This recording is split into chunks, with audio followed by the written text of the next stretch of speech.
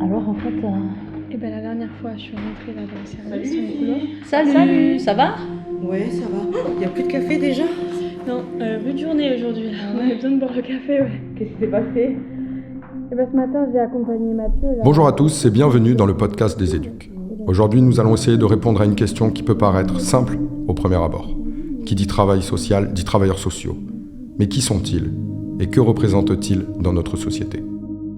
C'est une très bonne question et j'ai envie de dire que chacun en a sa propre vision. Mais justement, nous avons fait un micro-trottoir pour vous donner la parole. Un travailleur social, c'est quelqu'un qui travaille auprès de personnes âgées ou en situation de handicap ou d'enfants. Alors, un travailleur social, c'est quelqu'un qui aide les personnes dans la vie de tous les jours, que ce soit morale, physique ou éducative. Pour accompagner les gens dans la vie quotidienne. C'est un accompagnement aux personnes. Alors pour moi, un travailleur social, il va accompagner des personnes en difficulté vers un mieux-être, vers l'autonomie. Ce qui est très important, c'est le travail d'équipe. Les personnes âgées, les enfants. Une personne qui veut aider les gens. C'est quelqu'un qui s'occupe des personnes vulnérables, qui les aide à retrouver leur autonomie. Je ne sais pas ce que c'est un travail social. Le social, c'est une personne qui va peut-être le temps de son travail s'oublier un peu pour aider, accompagner les autres. C'est quelqu'un d'engagé, qui fait preuve aussi d'humanité, de charisme parfois aussi, parce qu'il faut avoir la possibilité de bien gérer ses émotions, parce qu'on rencontre souvent des situations très complexes. Ça leur retombe dessus, et puis l'équipe éducative aussi, quand on est fatigué, on n'a pas les moyens de l'accompagner.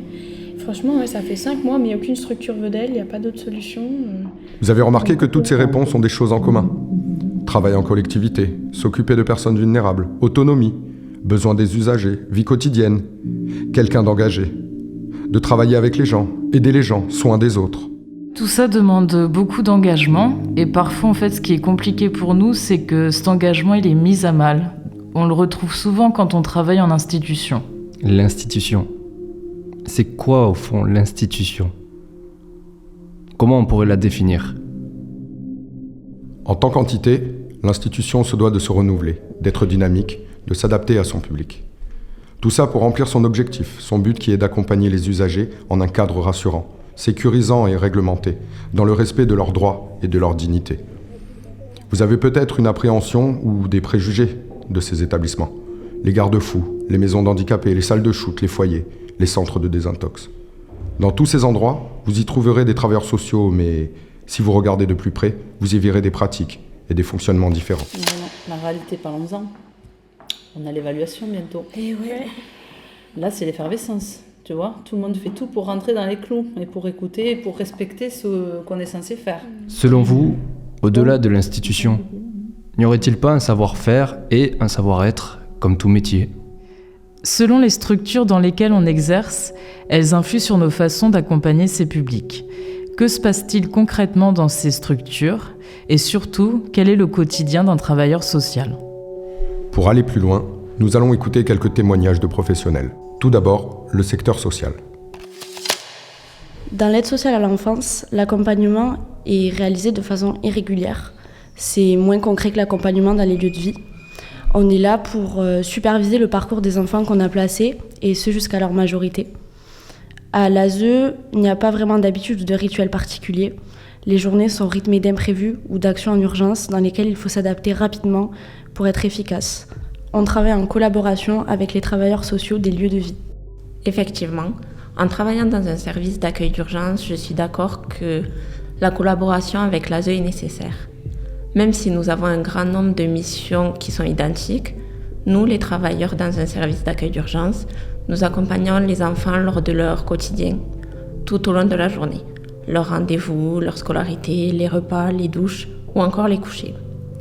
Le placement de l'enfant sur le service est ponctuel. Nous travaillons donc sur la reprise d'un mode de vie correct, sur la prise en charge nécessaire aux difficultés de chacun et également sur la déculpabilisation du placement, car c'est souvent leur premier lieu d'accueil. Avec l'ASE, notre travail est avant tout un travail d'observation et d'évaluation, de manière à orienter le jeune vers une structure adaptée à ses besoins. Et il s'est échappé, il est parti en courant parce qu'il n'écoutait rien, il est parti en courant sur la route. De la pente, on a tellement flippé, on a pris les luges et on est descendu à fond. C'était trop drôle, mais en même temps on a tellement eu peur. Et en bas, il y avait un autre éduc qui a réussi à l'intercepter. Écoutons maintenant les professionnels du secteur médico-social. Pour ma part, l'accompagnement des résidents en maison d'accueil spécialisée se fait généralement par des ateliers récurrents comme la médiation animale, le bassin, la promenade. Cela permet de faire évoluer les résidents en fixant des objectifs selon les besoins. Par exemple, faciliter l'insertion sociale, les faire sortir de leur cadre de vie et créer des liens dans un groupe restreint. Me concernant, dans l'ESAT, un établissement et un service d'aide par le travail, les ateliers ont un objectif de rémunération pour autonomiser les usagers. Et au quotidien, mes journées sont conduites par les différentes missions et ateliers de la journée, que ce soit en chantier d'espace vert, en conditionnement ou en restauration. Toute la journée est un accompagnement éducatif dans lequel on apprend et crée des liens avec les travailleurs, tout cela ayant comme finalité un rendement productif. Mais au final, cette mission de productivité n'est-elle pas une médiation ? Mais qu'est-ce qu'une médiation ? Mais là, par contre, c'est une pipelette, ça s'arrête jamais de parler. Hein. Et heureusement qu'il y a la médiation artistique pour la calmer et pour l'aider à canaliser. Ouais, c'est pas la même. Hein. Non, c'est pas la même. Non mais attends, je cite... Vous vous rendez compte à quel point notre boulot est riche de diverses expériences ?